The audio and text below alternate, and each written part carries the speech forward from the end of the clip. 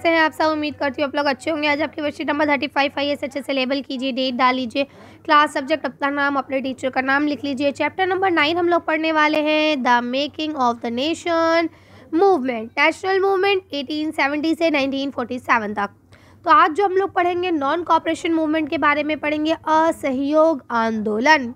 तो यह लिखा methods of non cooperation movement के क्या क्या रहे। तो सबसे पहले मेथड जो था वो था people late public bonfire of the foreign clothes. अब फॉरेन क्लॉथ्स जो थे उनको क्या कर दिया, आग के हवाले कर दिया गया, एक तरह से होलिका जला दी गई। ठीक है, लेजिस्लेचर बाइकॉट, और सबने मिलकर क्या करा, जो भी वहाँ की अंग्रेजी चीज़ें थी उनका क्या किया गया, बाइकॉट किया गया, उसका बहिष्कार किया गया। ब्रिटिश टाइटल्स वर सरेंडर्ड, उसके बाद जो ब्रिटिश ने टाइटल दिए थे किसी को सर का या किसी को कोई और ख़िताब जो भी ब्रिटिश के द्वारा दिए गए थे वो सारे ख़िताब वापस कर दिए गए। Lawyer give up their practices, और जो लॉयर थे, जो वकील थे, उन्होंने अपनी प्रैक्टिसेस को क्या कर दिया था, ख़त्म कर दिया था। ठीक है, student left government controlled school and colleges, जो स्टूडेंट्स थे उन्होंने गवर्नमेंट कंट्रोल जो भी स्कूल या कॉलेजेस थे उन्हें छोड़ दिया था। उन्होंने कहा कि हम मदरसे या मस्जिद इन चीज़ों में ही जाके पढ़ाई शुरू करेंगे, हमें नहीं पढ़ना है अंग्रेज़ों के द्वारा बनाए गए स्कूल्स में या कॉलेजेस में। तो इस तरह से ये आपका असहयोग आंदोलन शुरू हो गया था। अब बोलते हैं डिफरेंट इंटरप्रिटेशन, क्या कहते हैं कि जो अलग अलग लोग थे उन्होंने इसको अलग अलग वे में लिया। वो एक बहुत छोटा सा डायलॉग है ना कि जितनी मुंह उतनी बातें, जितने दिमाग उतनी सोच, है ना। यहाँ पे वही हुआ, सबने इस असहयोग आंदोलन नॉन कॉपरेशन मूवमेंट को अपने अपने हिसाब से लिया। कैसे लिया, चलिए देखते हैं। Different classes and groups interpreted Gandhi ji's calls in their own manner, यानी गांधी जी का जो ये आंदोलन था सबने अपने अपने वे में लिया। कैसे लिया, अगर हम खेदा गुजरात की बात करें, ठीक है, तो वहाँ के जो प्रदी किसान थे, पेसेंट्स थे, organise non violence champions against the high land revenue demand of the British, यानी कि जो ब्रिटिशर्स थे उन्होंने जो लैंड रिन्यू को बढ़ा दिया था, यानी कि जो आपका कर है ना, उसको बढ़ा दिया था, उसके ख़िलाफ़ उन्होंने आंदोलन शुरू कर दिया कि भैया हमारे ऊपर जो टैक्सेस है उन्हें कम करो।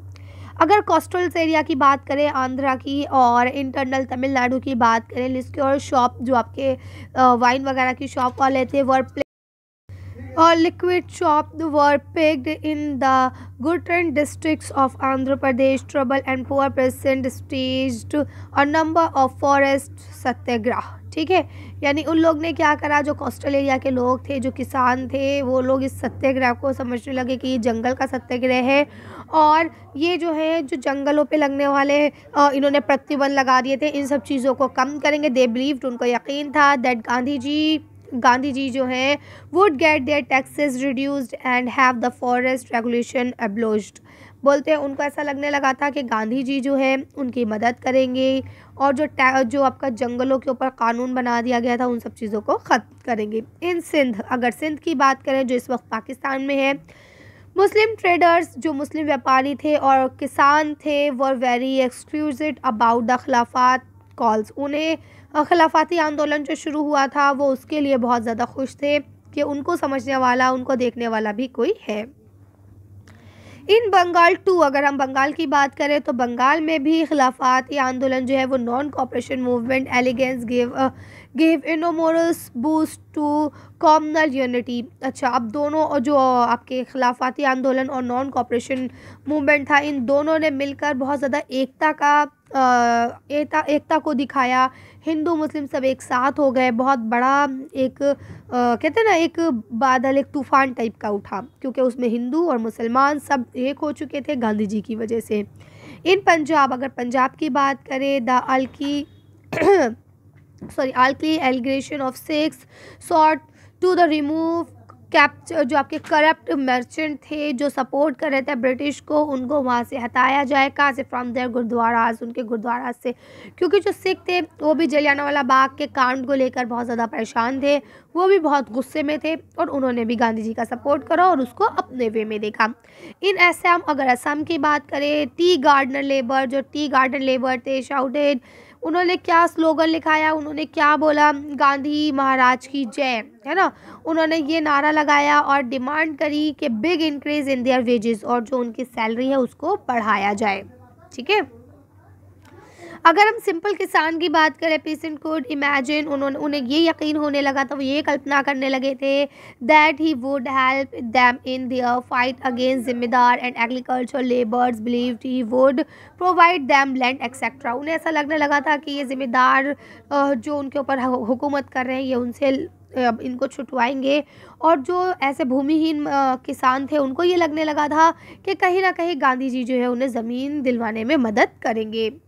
फ्रॉम द अबव एग्जाम्पल्स, ऊपर के एग्जाम्पल्स को अगर हम पढ़ें, वी कैन सी, हम देखते हैं that people thought of Gandhi ji as a kind of मसीहा, यानी उनको क्या लगने लगा था कि गांधी जी है वो एक मसीहा है, who would help them overcome there misuse and properties. अब वो उनकी मदद करेंगे, जो उनके खिलाफ दुर्व्यवहार हो रहे हैं उन पे, और जो उनकी प्रॉपर्टीज़ है वो सब उन्हें वापस दिलाने में उनकी मदद करेंगे। कौन? गांधी जी।